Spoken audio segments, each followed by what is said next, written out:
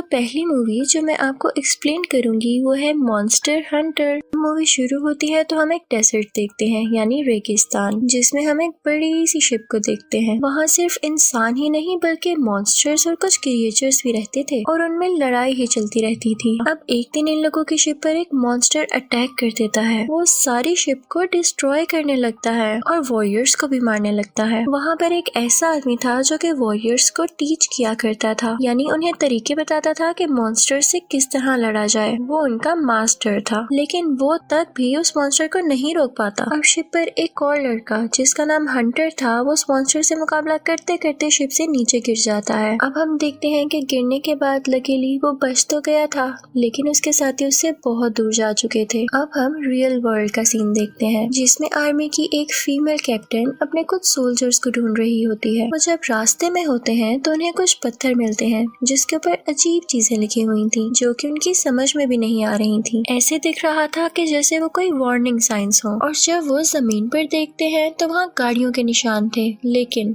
हैरत की बात ये थी कि वहाँ पर दूर दूर तक कोई भी गाड़ी नजर नहीं आ रही थी। उनको समझ नहीं आ रहा था कि उनके सोल्जर्स यहाँ से आगे कहाँ जा सकते हैं कि तभी वो फीमेल कैप्टन देखती है कि दूर से एक तूफान आ रहा है और वो आर्मी से दूर जाने का कहती है। अब वो सब वहाँ से बाहर निकलने लगते हैं तो तभी वो पत्थर जिन पर कुछ लिखा हुआ था वो चमकने लगते हैं। अब अपनी जान बचाते बचाते वो लोग एक रेगिस्तान में आ गए थे। शुक्र है कि अब तूफान भी थम चुका था। वो लोग काफी सोचने समझने की कोशिश करते हैं कि हम आखिर आ कहाँ गए हैं, लेकिन वो इस बात का पता नहीं लगा पाते। इनफैक्ट तूफान की वजह से वो लोग न्यू वर्ल्ड में आ गए थे कि तभी वहाँ पर वो फीमेल कैप्टन देखती है कि उसके सोल्जर्स और गाड़ियाँ वहाँ पर हैं, लेकिन वो सब के सब मरे हुए थे। और सबसे ज्यादा डरा देने वाली बात ये थी कि वहाँ पर कोई गन नहीं थी, न ही कोई ऐसा निशान जिससे पता चले कि उन्हें किसी ने मारा है। फीमेल कैप्टन कहती है कि ऐसे बैठे बिठाए तो इस राज का पता नहीं चल सकता, तो क्यों न हम आगे बढ़े। और वो लोग अपनी गाड़ियाँ लेकर आगे निकल जाते हैं। अब वो एक जगह से गुजर रहे होते हैं तो उनके आसपास एक बहुत बड़ी चीज होती है, जो कि इनफैक्ट किसी बड़े से जानवर का स्केलेटन था। उसी जगह पर हम हंटर को भी देखते हैं जो कि शिप से गिर गया था, और फिर हम उस मॉन्स्टर को भी देखते हैं जिसने शिप पर अटैक किया था और वो उन लोगों की तरफ बढ़ने लगता है। जैसे ही आर्मी ये देखती है तो वो लोग वहाँ से भागने की कोशिश करते हैं, लेकिन मॉन्स्टर उन्हें भागने नहीं देता और उनकी जीप को डिस्ट्रॉय कर देता है। अब फीमेल कैप्टन और उसके कुछ ही सोल्जर्स बचे थे तो वो उनको लेकर एक केव में आ जाती है। इन सबको ना पाते हुए वो मॉन्स्टर जमीन के अंदर चला जाता है, लेकिन उस तरफ ये लोग केव में देखते हैं कि एक स्पाइडर जैसा मॉन्स्टर इन पर अटैक करने वाला है। वो दिखने में बहुत ही खौफनाक था।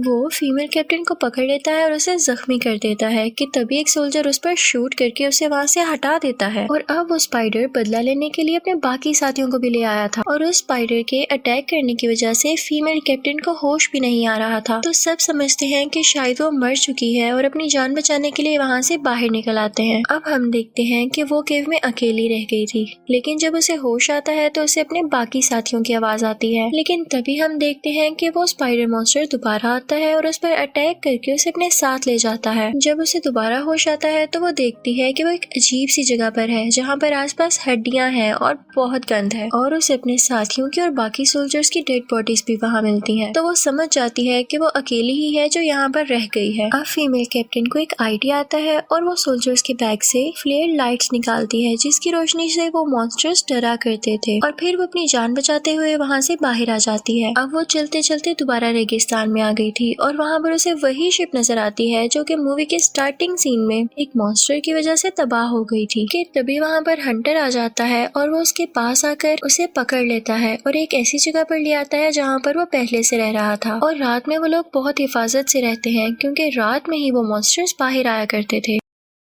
अब सुबह हंटर उस कैप्टन को एक जगह पर लेकर आता है जहाँ पर दूर से वो तूफान नजर आ रहा था। वो कैप्टन सोचती है कि जैसे तूफान से वो इस दुनिया में आई तो इसी तूफान के पास जाने से वो रियल वर्ल्ड में भी वापस जा सकती है, लेकिन ये काम बहुत ही मुश्किल था क्योंकि वहाँ पर बहुत बड़ा मॉन्स्टर था जिसने वो शिप तबाह की थी। अब यहाँ वो और हंटर समझ चुके थे कि उन्हें एक दूसरे का साथ देना होगा, वरना उनमें से कोई भी अपनी दुनिया में वापस नहीं जा सकता। और फिर वो दोनों मिलकर प्लानिंग करने लगते हैं। वो कहता है कि एक मॉन्स्टर ही दूसरे मॉन्स्टर को मार सकता है। और वो जो स्पाइडर मॉन्स्टर है वो बहुत जहरीला है और उसके एक टेंटिकल में ही इतना जहर है कि वो उस मॉन्स्टर को मारने के लिए काफी है। तो हमें बस वो चाहिए। अब हंटर उसको एक प्लान बताता है। वो फीमेल कैप्टन से कहता है कि देखो जब रात होगी ना तो तुम वहाँ पर जाना और उस मॉन्स्टर को किसी तरह बाहर बुलाना। मैंने ऑलरेडी वहाँ पर ट्रैप लगाया होगा और जैसे ही वो बाहर आएगा तो वो उसमें फंस जाएगा। और शाम होने पर वो फीमेल कैप्टन वैसा ही करती है। अब वो मॉन्स्टर जब बाहर आता है तो उस ट्रैप में फंस जाता है और फिर हंटर उस पर अटैक करता है जिसकी वजह से वो मॉन्स्टर मर जाता है। और फिर वो उसका टेंटिकल काटता है जिसके अंदर जहर था और उसको लेकर फीमेल कैप्टन के साथ वहाँ से चला जाता है। और फिर केव में आकर वो उससे सारा जहर निकाल लेते हैं। सुबह होने पर हंटर फीमेल कैप्टन को सिखाता है कि मॉन्स्टर से मुकाबला कैसे करना है। और फिर हम देखते हैं कि वो दोनों उसी शिप में जाते हैं और वहाँ से कुछ सामान लेकर उस बड़े मॉन्स्टर को मारने के लिए तैयारी करते हैं। अब वो दोनों रेगिस्तान की तरफ आ जाते हैं और उन्हें वो बड़ा मॉन्स्टर भी वहाँ दिख जाता है। हंटर एक तीर लेता है और उस पर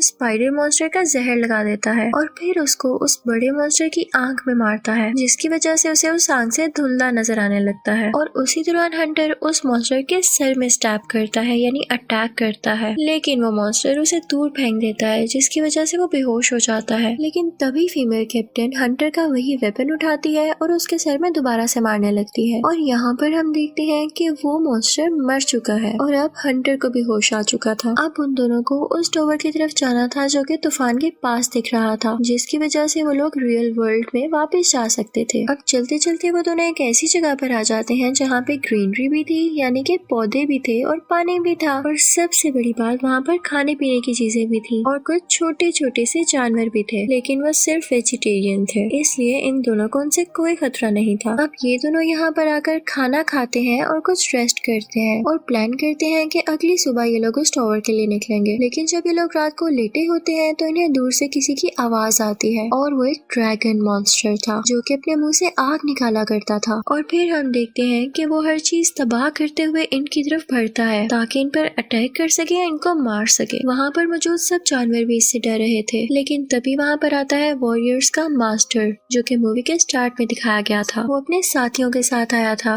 और यहाँ पर वो इन दोनों को बचा लेता है। वो बताता है कि कुछ लोगों ने रियल वर्ल्ड से यहाँ पर आने के लिए एक टॉवर बनाया ताकि उसको यूज करके वो अपनी दुनिया में वापस आ जा सके, और उसी टॉवर की हिफाजत करने के लिए उन्हीं लोगों ने ये मॉन्स्टर्स बनाए थे। और ये इतना पावरफुल हो गया कि इसे मारना नियरली इम्पॉसिबल है। और ये ड्रैगन मॉन्स्टर ही सबसे ज्यादा ताकतवर है जो कि अपने मुंह से आग निकालता है। लेकिन जब तक उन लोगों को अपनी गलती का एहसास हुआ तो वो लोग भी मारे जा चुके थे, और उनमें से जो भी लोग बचे उन्होंने यही सोचा कि वो मॉन्स्टर्स को हंट किया करेंगे, यानी उन्हें ढूंढकर मार दिया करेंगे। और हम वॉरियर्स का भी यही काम है, और हम ये भी चाहते हैं कि हम टॉवर को बंद कर दें ताकि यहाँ से कोई मॉन्स्टर रियल वर्ल्ड में न जा सके। लेकिन वो चाहता था कि वो इनकी भी मदद करे। अब अगले दिन ये तीनों उस टॉवर के पास जाते हैं, लेकिन वो देखते हैं कि उसके आसपास काफी ज्यादा लावा है, और तभी वहाँ पर वो ड्रैगन मॉन्स्टर भी आ जाता है जो कि उन वॉरियर्स को जलाने लगता है और टॉवर के सामने आकर खड़ा हो जाता है। सब लोग उस पर अटैक कर रहे होते हैं लेकिन उसे कुछ भी नहीं होता। अब हम देखते हैं कि टॉवर का वो एरिया जिससे रियल वर्ल्ड में जाया जा सकता है वो उस ड्रैगन की आग की वजह से एक्टिवेट हो गया था, और इसी बात का फायदा उठाते हुए फीमेल कैप्टन जल्दी से उसमें जंप लगाने लगती है। लेकिन ड्रैगन उसके पीछे भी आ जाता है और उस पर अपनी आग फेंकता है, लेकिन लकीली वो उसमें जंप कर ही लेती है और वो रियल वर्ल्ड में आ चुकी थी। अब वो देखती है कि रियल वर्ल्ड में भी सर्च ऑपरेशन चल रहा था, यानी कि जो मिसिंग सोल्जर्स थे आर्मी उनको ढूंढ रही थी। और जैसे ही वो फीमेल कैप्टन को देखते हैं तो वो उसको उठाकर अपने साथ ले आते हैं। वो उससे पूछते हैं कि बाकी सोल्जर्स कहाँ हैं, कि तभी हम देखते हैं कि हेलीकॉप्टर के सामने वही तूफान आने लगता है और उसमें वो ड्रैगन मॉन्स्टर भी था, और वो इनफैक्ट उसी के साथ आया था जब वो रियल वर्ल्ड में जंप कर रही थी। वो इन पर अटैक करता है जिसकी वजह से हेलीकॉप्टर क्रैश हो जाता है, लेकिन वो फीमेल कैप्टन उस हेलीकॉप्टर से बाहर आ जाती है और बच गई थी। लेकिन वो ड्रैगन मॉन्स्टर अभी भी उसके सामने था। लेकिन आखिर वो कैप्टन थी तो वो सोचती है कि मैं इससे बिल्कुल भी नहीं डरूंगी और इसका मुकाबला करूंगी। जब वो ड्रैगन अपना मुंह खोला करता था तो एयर अंदर जाने से उसके मुंह में गैस बना करती थी जिससे वो आग बनाकर बाहर फेंकता था। लेकिन यहाँ पर जैसे ही वो अपना मुंह खोलता है और उसके मुंह में गैस बन रही होती है तो फीमेल कैप्टन एक एरो पर आग लगाकर उसके मुंह में फेंक देती है, जिसकी वजह से उसके मुंह में और उसके पूरे गले में आग फैल जाती है और वो खुद भी इस आग से तड़पने लगा था क्योंकि उसकी अपनी आग नहीं थी। वो समझती है कि शायद उसने इसको मार दिया है और काफी खुश हो जाती है, लेकिन तभी वो ड्रैगन फिर से उठ खड़ा होता है और उस पर अटैक करने लगता है। लेकिन तभी हंटर भी वहाँ पर आ जाता है और एक एरो के साथ एक बॉम्ब लगा देता है और उसकी तरफ शूट करता है। तीर सीधा उसको जाकर लगता है और एक बहुत बड़ा ब्लास्ट होता है और इस ब्लास्ट से उस मॉन्स्टर की नेक ही नहीं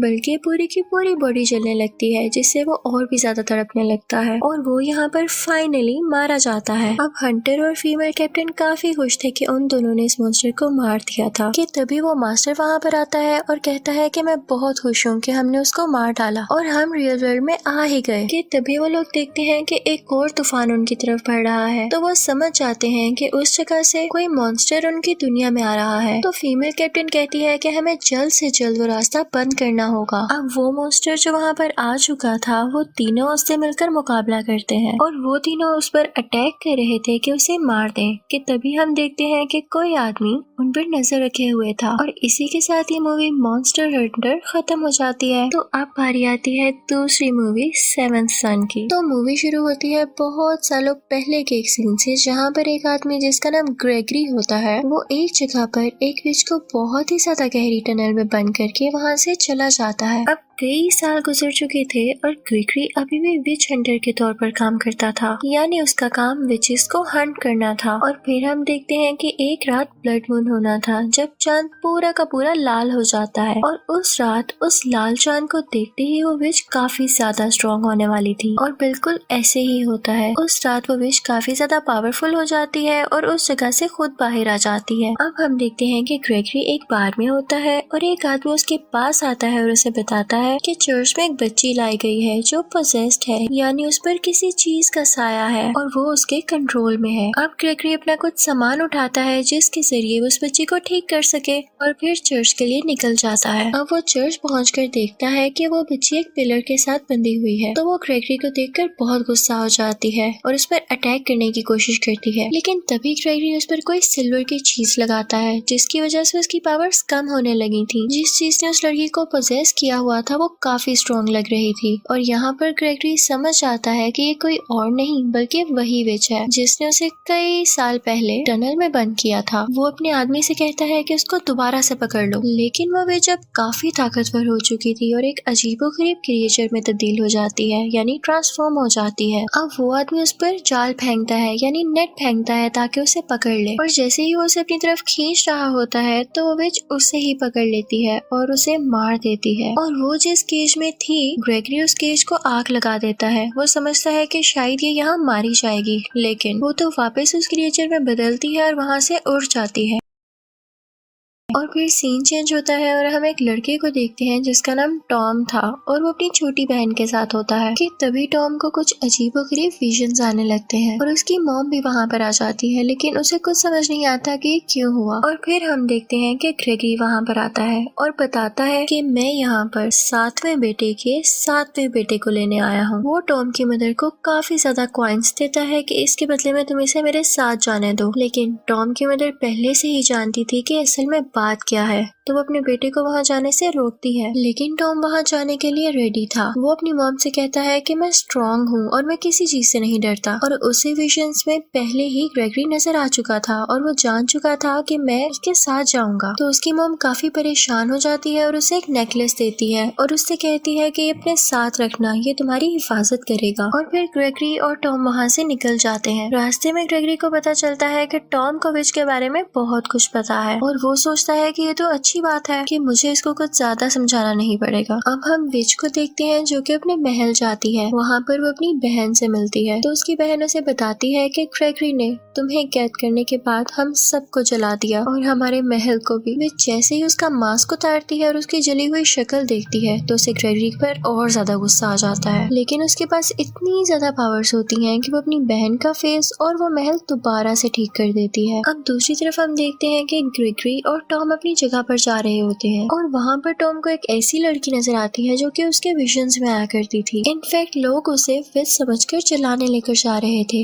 लेकिन टॉम उन्हें रोकता है और उनसे कहता है कि ये बहुत खतरनाक विच है और तुम्हारे काबू में नहीं आने वाली, तो मैं इसे खुद संभाल लूंगा। वो सब भी जानते थे कि ये ग्रेगरी का आदमी है, तो उस पर ट्रस्ट करके ये उसे दे देते हैं। उस लड़की का नाम एलिस था। उसके हाथ बंधे हुए थे, लेकिन टॉम उसके हाथ खोल देता है और उसे जाने का कहता है और फिर हम देखते हैं कि वो महल की तरफ जाती है। इनफैक्ट वो उस विच की भांजी थी और विच की बहन की बेटी, यानी वो एक विच फैमिली से ताल्लुक रखती थी, बिलोंग करती थी। और फिर हम देखते हैं कि ग्रेगरी और टॉम घर की तरफ जा रहे होते हैं। वो एक जंगल से गुजरते हैं और जंगल में उन्हें काफी अजीब अजीब चीजें दिखती हैं। टॉम थोड़ा थोड़ा डरने लगता है तो ग्रेगरी उसे कहता है कि परेशान नहीं हो, ये यहाँ पर बहुत ज्यादा है पर तुम्हें कोई नुकसान नहीं पहुँचाएंगे। और यहाँ पर टॉम को फिर से विजन्स आने लगते हैं और वो उस विच को देखता है और बेहोश हो जाता है। और जब उसको होश आती है तो वो देखता है कि वो एक छोटी सी बोट में है और उसके सामने एक अजीबोगरीब क्रिएचर है। अब ग्रेगरी टॉम को अपने घर ले आता है और उससे कहता है कि मैं तुम्हें ट्रेन करूंगा कि विच को कैसे हराना होता है। अब रात होती है तो टॉम को किसी की आवाज आती है और वो चेक करने के लिए बाहर जाता है तो वो देखता है कि एक लोहे का स्टैचू है जो कि दिखने में बिल्कुल बेजान लग रहा था।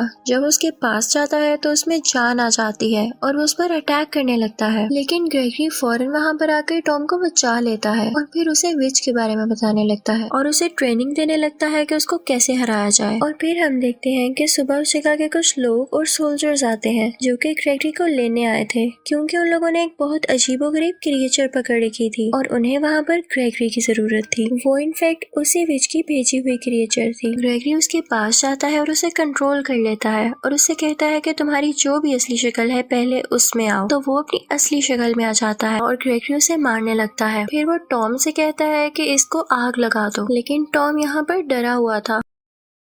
वो कहता है कि मैं किसी की जान कैसे ले सकता हूँ। ग्रेगरी को गुस्सा आता है कि अगर तुम ऐसे ही करने लगे तो कैसे मुकाबला कर सकोगे, तो वो खुद ही उसको आग लगा देता है। वहाँ पर एलिस भी मौजूद थी जो कि असल में उन पर स्पाई कर रही थी, यानी उन पर नजर रखे हुए थी। वो टॉम के पास आती है और उससे बातें करने लगती है कि तुम एक अच्छे इंसान हो। वो दोनों ही इनफैक्ट एक दूसरे को पसंद करने लगे थे, लेकिन तभी टॉम को दोबारा से विजन्स आने लगते हैं। वो देखता है कि विच ग्रेगरी को मार रही है और पूरा का पूरा शहर डिस्ट्रॉय हो गया है। अगली सुबह वो ग्रेगरी के पास जाता है तो ग्रेगरी उसे कोई स्टोरी सुनाता है कि जब मैं जवान हुआ करता था तो मुझे उस विच से प्यार हो गया था, लेकिन मैं शादीशुदा था और उसने मेरी बीवी को मार दिया। ये सब मुझे बुरा तो बहुत लगा, लेकिन मैं उसे फिर भी नहीं मार पाया क्योंकि मैं उससे मोहब्बत करता था। लेकिन किसी की जान लेने पर मैंने उसे सजा तो देनी थी, इसलिए मैंने उसे एक ऐसी जगह पर बंद कर दिया जहाँ से वो आ नहीं सकती थी। लेकिन फिर एक दिन वो इतनी पावरफुल हो गई कि उसने खुद को आजाद कर लिया और इसी बात का वो बदला लेना चाहती है। अब वो दोनों विच के किले की तरफ निकल पड़ते हैं, लेकिन रास्ते में उन्हें एक बहुत बड़ा मॉन्स्टर दिखाई देता है। ग्रेगरी उसे पानी में जंप लगाने के लिए कहता है।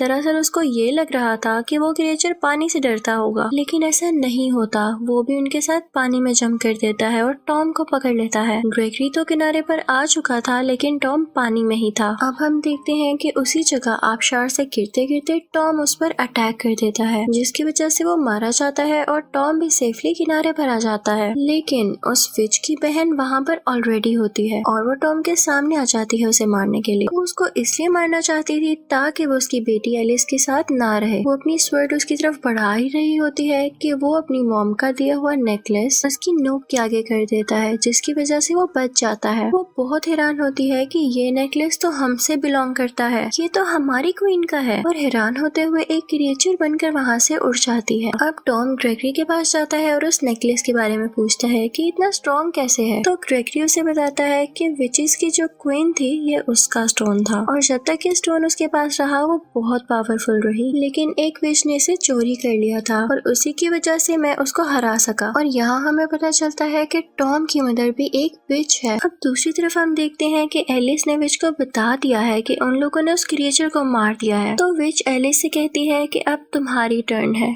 तुम्हारी बारी है कि तुम टॉम को मार दो। तो एलिस कहती है कि नहीं, मैं ऐसा नहीं कर सकती। तो विच कहती है कि ठीक है, अगर तुम उसकी जान नहीं लेना चाहती तो उसके पास जो नेकलेस है यानी जो स्टोन है वो तुम्हें मेरे पास लाना होगा। अब जैसे ही एलिस टॉम से वो नेकलेस लेने के लिए जाती है तो वो अपने 4 पावरफुल साथियों के साथ उस सिटी पर हमला कर देती है। वो पूरे शहर में तबाही मचाने लगते हैं और लोगों को मारने लगते हैं। टॉम की मदर भी वहीं पर थी, लेकिन सब कुछ जानते हुए भी वो वहाँ से भाग नहीं सकती थी, और क्योंकि वो अपनी बेटी को बचाना चाहती थी तो वो विच के साथियों को मारने लगती है। और जब विच उसे देखती है तो वो जान जाती है कि ये तो हमारा ही पार्ट थी और हमसे दूर भाग गई थी। उसे इस बात का बहुत गुस्सा था तो वो जाती है और उसको मार देती है। और फिर हम देखते हैं कि एलिस टॉम के पास जाती है और उससे मीठी मीठी बातें करके उसका वो नेकलेस चुरा लेती है। लेकिन ग्रेगरी ये सब कुछ देख लेता है और वो चाहता था कि अब वो एलिस को मार दे क्योंकि वो लड़की उनके लिए ठीक नहीं थी। लेकिन टॉम ग्रेगरी को मना करता है और एलिस को जाने के लिए कहता है। लेकिन ग्रेगरी उसे गुस्से से कहता है कि वो तुम्हारा नेकलेस चुरा कर ले गई और तुम इस तरह कर रहे हो। जब टॉम ये देखता है तो वो भी एलिस के पीछे भागता है, लेकिन विच का एक आदमी उसे आकर रोक लेता है और तभी ग्रेगरी भी वहाँ पर आ जाता है और टॉम का साथ देता है। लेकिन इसी दौरान टॉम जमीन के अंदर एक गड्ढे में गिर जाता है और उसके साथ ग्रेगरी का वो साथी क्रिएचर भी था। वहाँ पर टॉम की मॉम की सोल आती है और उसे बताती है कि तुमने घबराना नहीं है, तुम विच को एक दिन जरूर हराओगे। और फिर हम देखते हैं कि टॉम वहाँ से निकल आता है और आगे की तरफ बढ़ता है। एलिस ने वो नेकलेस यानी स्टोन विच को दे दिया था और ब्लड मून निकलने में कुछ ही वक्त बाकी था। और इससे पहले वो लोग ग्रेगरी को हिप्नोटाइज कर चुके थे, यानी अपने कंट्रोल में कर चुके थे। लेकिन तभी हम एक अजीब चीज देखते हैं कि एलिस विच से वही स्टोन दोबारा लेकर वहाँ से भागने लगती है और सब लोग उसको देखकर हैरान रह जाते हैं और उसका पीछा करने लगते हैं। अब वो विच एक मॉन्स्टर बन जाती है और उसे रोकने के लिए उसके पीछे जाती है, लेकिन उसकी बहन अपनी बेटी को बचाना चाहती थी। वो विच को रोकती है और अपनी बेटी को बचाने लगती है। वो दोनों आपस में ही फाइट करने लगती हैं। इसी दौरान टॉम भी वहाँ पर पहुँच जाता है और उसको स्टोन यानी अपना नेकलेस भी मिल जाता है। विच का एक मॉन्स्टर ग्रेगरी पर अटैक करने लगता है, लेकिन ग्रेगरी उसे मार देता है और टॉम भी विच के सब क्रिएचर्स और मॉन्स्टर्स को मार देता है। विच अपनी बहन को मार देती है क्योंकि वो एलिस को जो बचा रही थी। ग्रेगरी उसे विच पर अटैक करता है और विच ग्रेगरी को मारने की कोशिश करने लगती है कि तभी वहाँ पर टॉम आ जाता है और टॉम अपना चाकू निकालता है और विच के पेट में दे मारता है। वो काफी ज्यादा जख्मी हो चुकी थी और वीक होने लगी थी और फिर ग्रेगरी और टॉम उसे आग लगा देते हैं। टॉम में भी ये पावर्स आ चुकी थी कि वो विच को हंट कर सकता था और फिर वो दोनों वहाँ से चले जाते हैं। टॉम के साथ अभी भी वो अच्छी क्रिएचर थी जो कि ग्रेगरी की दोस्त थी और अब वो मिल के विचेस को हंट किया करते थे। और इसी के साथ ये मूवी एंड हो जाती है। Thank you for watching.